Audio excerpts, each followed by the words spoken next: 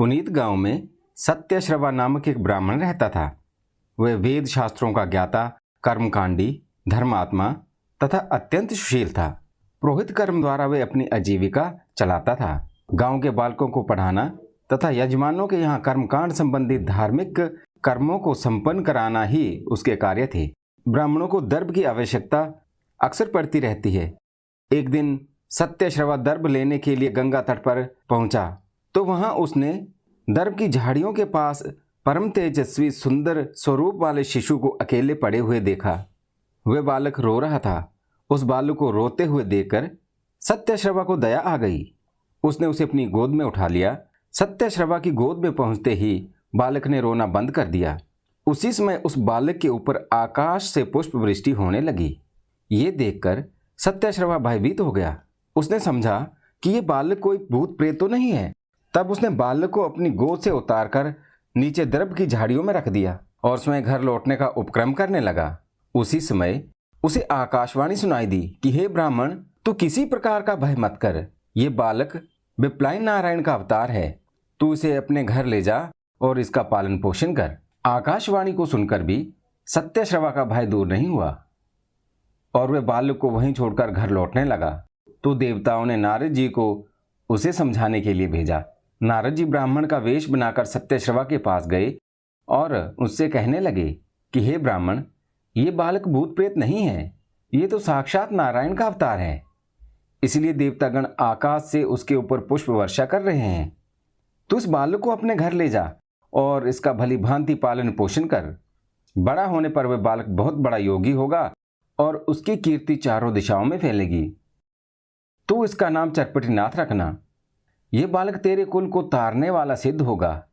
ये सुनकर सत्यश्रवा का संदेह दूर हो गया। उसने बालक को अपनी गोद में उठा लिया। उसी समय आकाशवाणी से पुष्प वर्षा होने लगी।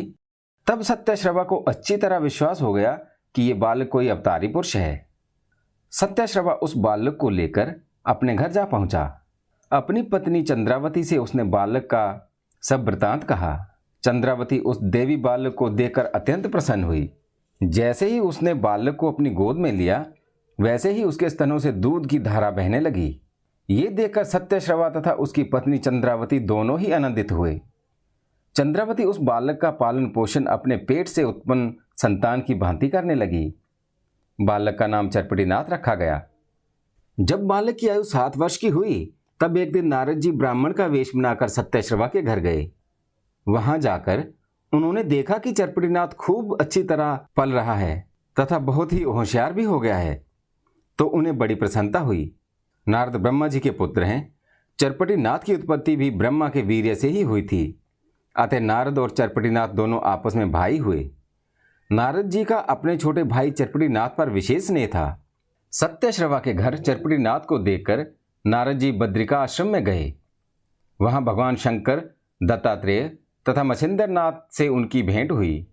नारद जी ने उन्हें विप्लाइन नारायण के अवतार चरपटीनाथ के विषय में बताया। उस समय भगवान शंकर ने दत्तात्रेय जी से ये कहा कि हे दत्तात्रेय जी, आपकी इच्छा नव नारायणों को नाथ बनाने की है, इसलिए आप चरपटीनाथ को भी दीक्षा देकर नाथ पंथ में सम्मिलित कीजिए।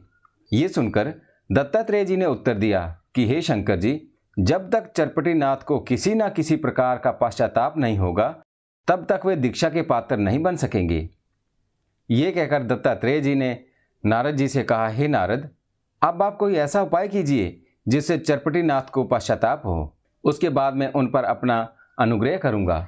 नारद जी ने ऐसा करना स्वीकार कर लिया। बद्रिका आश्रम से विदा होकर नारद जी एक ब्राह्मण विद्यार्थी का स्वरूप धारण कर सत्यश्रवा के घर गए। उस समय उन्होंने अपना नाम कुलाम्ब रखा। उन्होंने सत्यश्रवा के पास जाकर उन्हें साष्टांग दंडवत करके कहा कि हे महाराज, मैं आपके पास विद्या सीखने के लिए आया हूँ। मैं आपके घर में विद्यार्थी के रूप में रहूँगा तथा भिक्षा मांगकर अपना निर्वाह करूँगा। आप कृपा करके मुझे अपना शिष्य बना लीजिए। सत्यश्रवा ने पूछा कि तुम्हारा नाम क्या है? नारद जी ने उत्तर में कहा कि मेरा नाम कुलम्ब है। सत्यश्रवा ने कहा कि ठीक है, तुम मेरे घर में रहकर मेरे पुत्र चरपटीनाथ के साथ विद्याभ्यास कर सकते हो, परंतु तुम्हारी गुरुआनी तुम्हें जो भी काम सौंपे वह तुम्हें करना ही पड़ेगा। कुलम्ब ने इसे स्वीकार कर लिया। उस दिन से कुलम्ब रूपी नारद सत्यश्रवा के घर में रहकर चरपड़ीनाथ के साथ विद्या अभ्यास करने लगे। सत्यश्रवा जिस गांव में रहते थे उस गांव के पुरोहित, गुरु एवं जोशी का काम भी वही करते थे। यजमानों के घर जाकर कर्मकांड संबंधी क्रियाओं को संपन्न करना उनका मुख्य कार्य था। एक दिन गांव में किसी यजमान के घर कोई मंगलिक संस्कार संपन्न होना था। उसी दिन सत्यश्रवा किसी अन्य कार्य में व्यस्त थे। चरपड़ीनाथ कर्मकांड संबंधी क्रियाएं संपन्न कराने में कुशलता प्राप्त कर चुके थे। अतः उस दिन सत्यश्रवा ने चरपड़ीनाथ को उस यजमान के घर संस्कार करा आने के लिए कहा और उनकी सहायता के लिए कुलंब को भी साथ भेज दिया। चरपड़ीनाथ और कुलंब दोनों ही यजमान के घर पहुंचे। वहां उन्होंने उस संस्कार को यथाविधि संपन्न कराया। अंत में जब यजमान आचार्य को दक्षिणा देने के लिए प्रस्तुत हुआ, उस समय कुलंब ने चरपड़ीनाथ को ये सलाह दी कि हम लोग अभी ब्रह्मचारी तथा विद्यार्थी हैं, इसलिए हमें दक्षिणा नहीं लेनी चाहिए। इसके अतिरिक्त हमें छोटी आयु का बालक समझकर यजमान कम दक्षिणा भी दे सकता है, इसलिए इस समय हमें दक्षिणा लिए बिना ही घर लौट जाना चाहिए। बाद में अवकाश मिलने पर तुम्हारे पिताजी आकर दक्षिणा ले जाएंगे। कुलंब की इस बात को सुनकर चरपड़ीनाथ ने कहा कि बिना दक्षिणा लिए खाली हाथ लौटना ब्राह्मण को शोभा नहीं देता। अतः यजमान यदि दक्षिणा दे रहा है तो मैं उसे अवश्य स्वीकार करूंगा। ये सुनकर कुलंब चुप रह गया। तब यजमान ने हाथ में अल्प दक्षिणा लेकर चरपड़ीनाथ से संकल्प बोलने के लिए कहा। उस समय दक्षिणा की राशि को कम देखकर चरपड़ीनाथ ने यजमान से कहा कि यह दक्षिणा तो बहुत कम है। यजमान ने उत्तर दिया कि महाराज, दक्षिणा कम नहीं है, मेरी जितनी सामर्थ्य है उसके अनुसार मैं आपको दक्षिणा दे रहा हूं। चरपड़ीनाथ बोले कि तुम मुझे छोटी आयु का बालक समझकर दक्षिणा कम दे रहे हो, परंतु ऐसा करना तुम्हें उचित नहीं है। विद्या में आयु के कम या अधिक होने से कोई अंतर नहीं पड़ता। मैंने तुम्हारे संस्कार को यथाविधि संपन्न कराया है, इसलिए तुम्हें दक्षिणा भी पूरी देनी चाहिए। यजमान बोला कि इससे अधिक दक्षिणा देने में मैं असमर्थ हूं।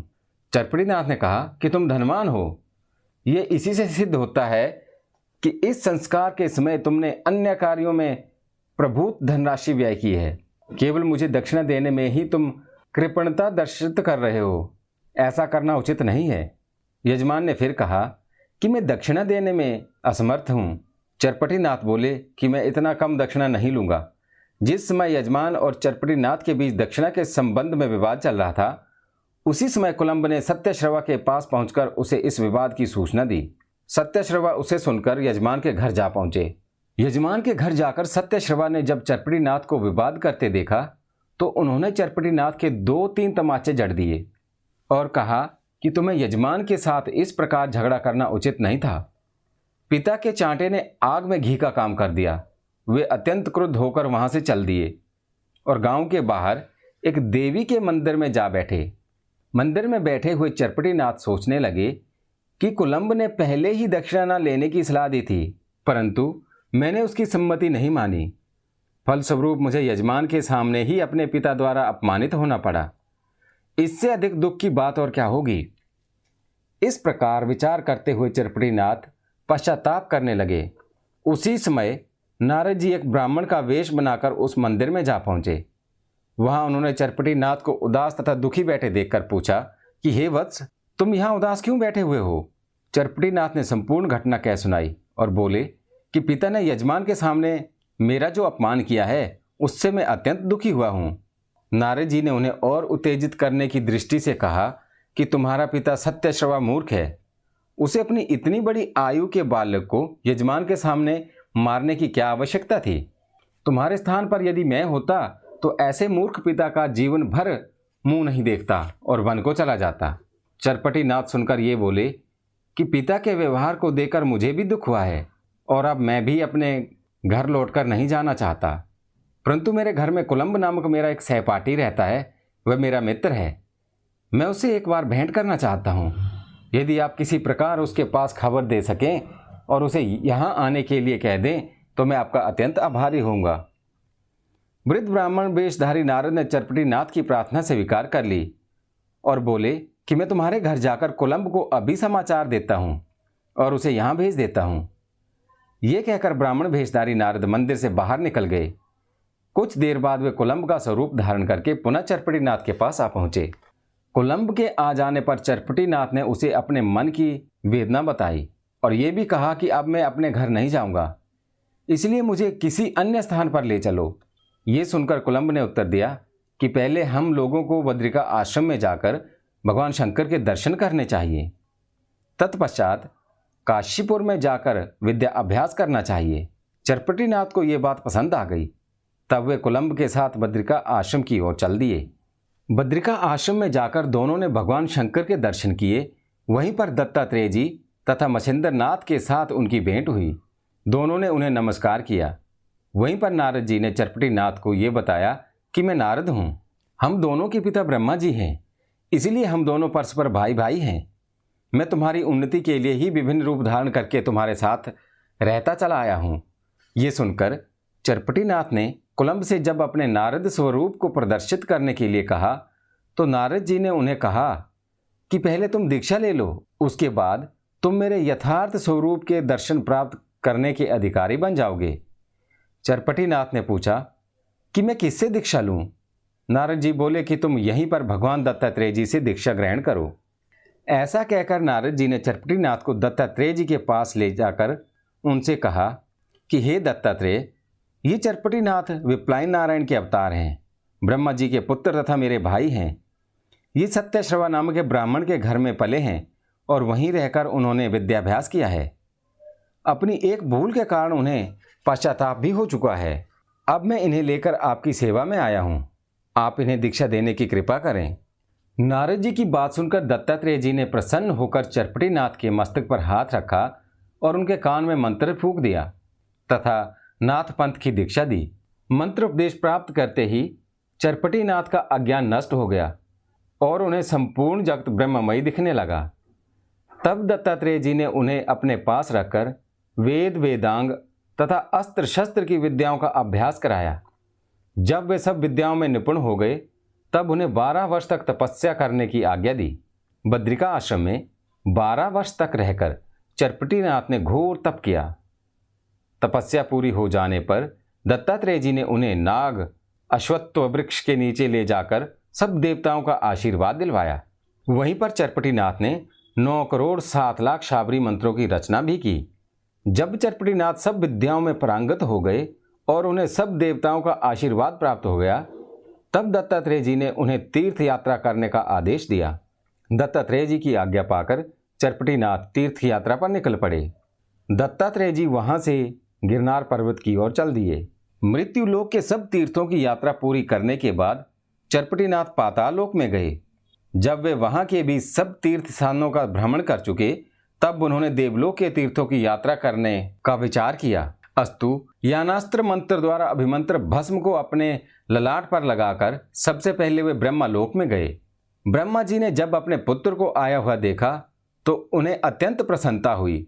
उन्होंने अत्यंत प्रेम सहित चरपटीनाथ को अपनी गोद में बैठाकर आशीर्वाद दिया। ब्रह्मा जी के आग्रह पर चरपटीनाथ 1 वर्ष तक ब्रह्मलोक में रहे। वहीं पर नारद जी भी थे। नारद जी ने वहां पर चरपटीनाथ को अपने यथार्थ रूप का दर्शन कराया। तब उन दोनों के बीच का स्नेह और भी अधिक बढ़ गया। तो नाथ बंधुओं, यह विराम देना चाहूँगा इस कथा को। इससे आगे की कथा मैं आपको अगले भाग में बताऊंगा। आप सब लोगों से मेरी प्रार्थना रहेगी, कृपया मेरे चैनल को सब्सक्राइब करें, वीडियो को लाइक करें, शेयर करें, ताकि मैं जो नाथ पंथ है हमारा उसको आगे से आगे तक हमारे नवनाथों की कथा को सुना सकूं। जय गुरु गोरखनाथ। हर हर